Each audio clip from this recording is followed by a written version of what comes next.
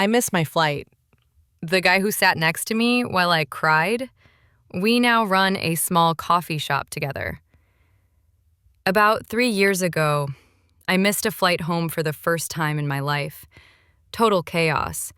My phone died, the gate changed, I was stuck in the wrong terminal eating a $9 sandwich, and by the time I realized, my plane was somewhere over Ohio. I just stood there at the gate, holding my cold sandwich, trying not to cry in public. I failed.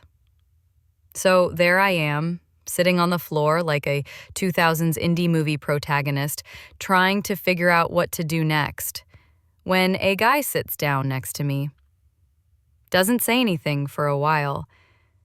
Then he hands me a phone charger and says, "You look like you're one bad playlist away from losing it."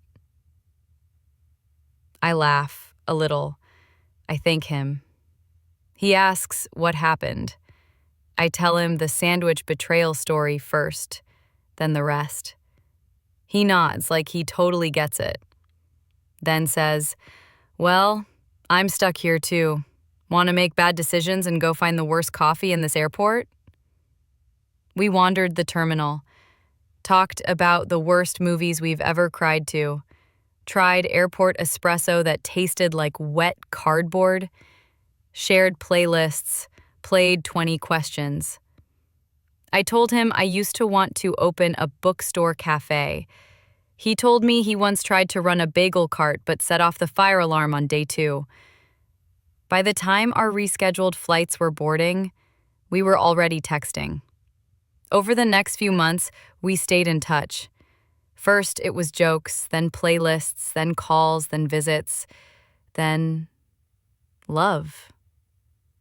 We now live in a quiet town in upstate New York. Last year, we opened our own tiny cafe bookshop.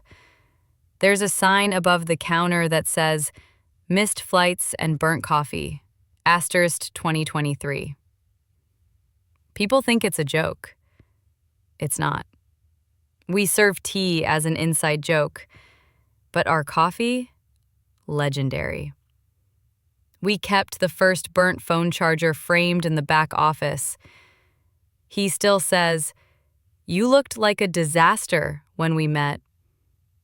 And I still reply, "Yeah, but I found my favorite chaos."